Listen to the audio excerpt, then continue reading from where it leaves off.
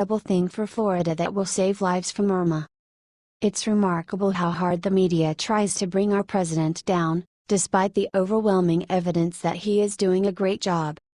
And that includes what he has done for Texas in the wake of Hurricane Harvey and what he is doing for Florida as it braces against Hurricane Irma.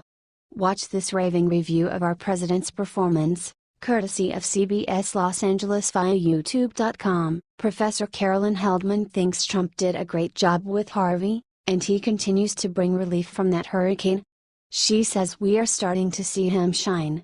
She went on to say that he is doing an exceptionally good job regarding hurricane relief. According to Florida Governor Rick Scott, Trump talks with him pretty much every day. And Trump told him, "I will provide whatever resources you need." Scott himself has said that we will spare no expense to save every life in this state. So, together, Trump and Scott are determined to do whatever is necessary to save lives in the midst of this second natural disaster to hit our sweet country in the past few weeks. If you agree that Trump is doing an exceptionally good job, comment, "Great job, Mr. President," and brag about our president by sharing this everywhere. H/T the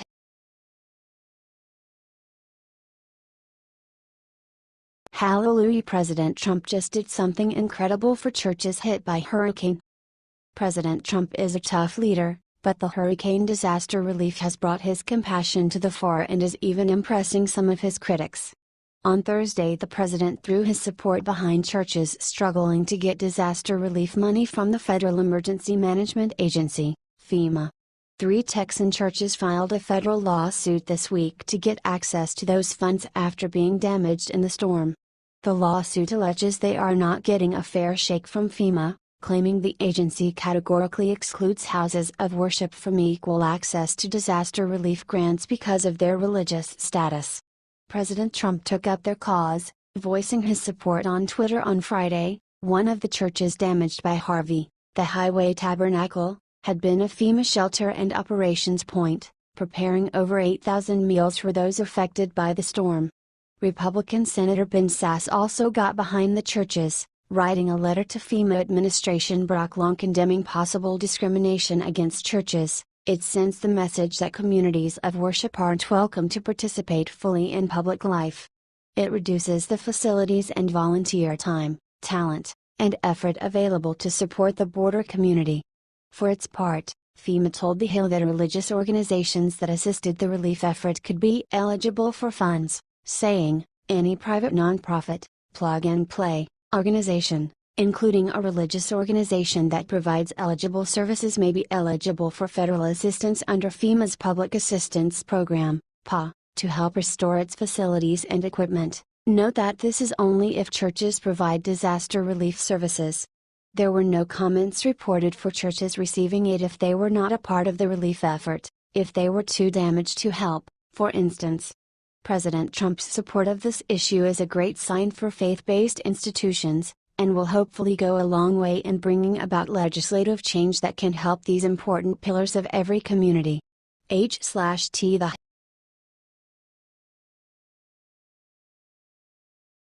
MSNBC's Stephanie Ruhle spreads dangerous lie about DACA, station refuses to correct her.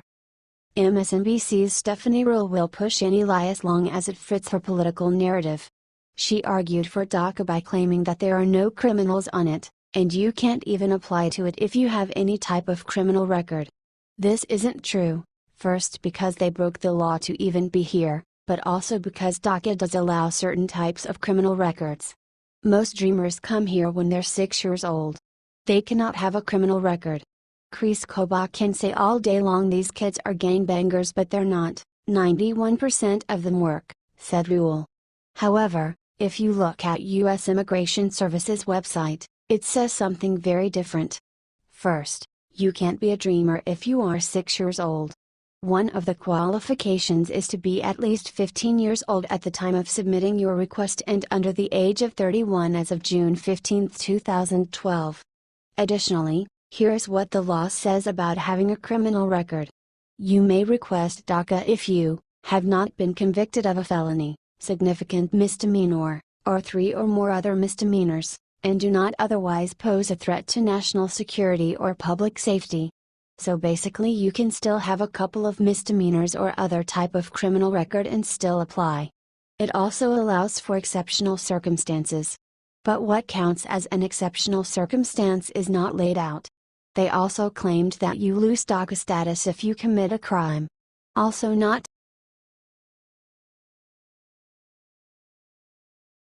Obama attacks Trump for DACA, accidentally exposes that DACA was never legal in the first place. Most former presidents stay out of politics once they are out of the White House. However, Obama has made it clear that he is still trying to lead the Democratic Party. He recently denounced President Trump's decision on DACA. However, during his post he admitted that he passed DACA without a bill. He started by defending DACA. These dreamers are Americans in their hearts, in their minds, in every single way but one, on paper. They were brought to this country by their parents, sometimes even as infants. They may not know a country besides ours. They may not even know a language besides English. They often have no idea they're undocumented until they apply for a job, or college, or a driver's license, wrote Obama in a Facebook post. Over the years, politicians of both parties have worked together to write legislation that would have told these young people, our young people, that if your parents brought you here as a child, if you've been here a certain number of years, and if you're willing to go to college or serve in our military, then you'll get a chance to stay and earn your citizenship. And for years while I was president, I asked Congress to send me such a bill, he said. However, he never got a bill. He decided that despite not having a bill, he would pass the law anyway. That bill never came. And because it made no sense to expel talented, driven, patriotic young people from the only country they know solely because of the actions of their parents, my administration acted to lift the shadow of deportation from these young people, so that they could continue to contribute to our communities and our country, said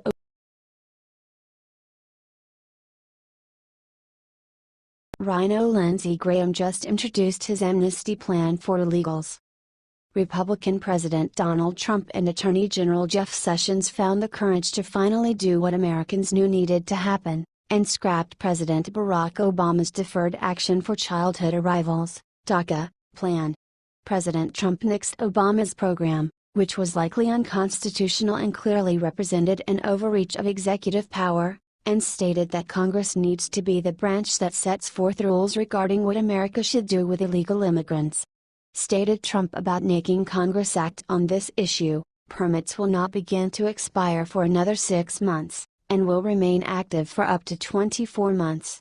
Thus, in effect, I am not going to just cut DACA off, but rather provide a window of opportunity for Congress to finally act. In sadly predictable fashion, Republican Senator Lindsey Graham of South Carolina immediately began promoting his plan, together with Democratic Senator Dick Durbin, for granting amnesty for illegal immigrants. Graham and Durbin's legislation is called the DREAM Act, and it would give around 1 million illegal immigrants a clear road to citizenship.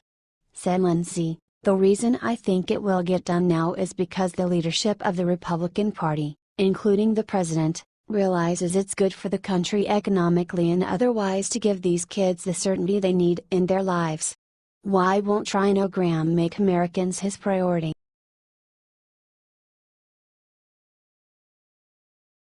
Last night Trump met with his team and made a video about Hurricane Irma Americans need to see.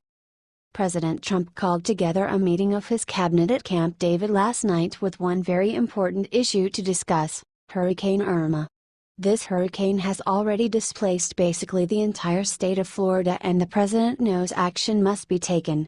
To make all Americans aware of the important actions he is taking, Trump sat down with Mattis, Tillerson, Pence, Kelly, and the rest of the crew to make this video for everyone to watch. Clearly, the president is hard at work doing his best to resolve the upcoming problems before they even start. He is mobilizing the National Guard to help out. He is considering a larger funds package for hurricane relief. It was not all hurricane talk at Camp David over the weekend, though. Trump and his trusted generals also mapped out their new strategy for how to deal with North Korea. At the same time, The president used the gathering as a chance to set up his new tax reform policy with his top economic advisors, all of whom were helping with hurricane issues as well. Share.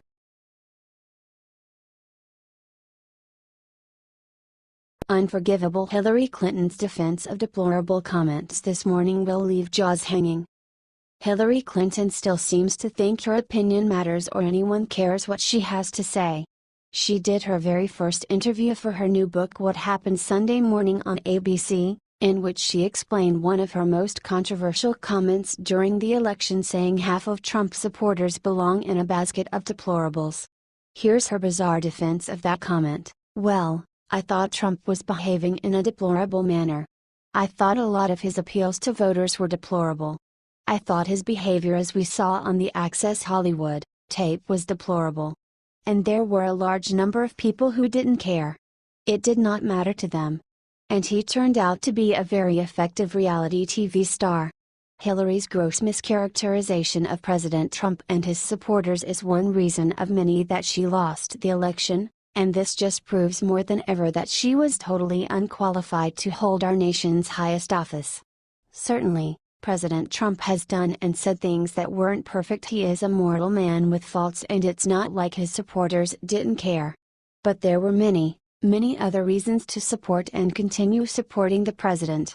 Hillary Clinton continues to not be able to recognize her own leadership failures and continues to blame everyone else for not liking her, giving us all the more reasons to be very happy with the 2016 election results.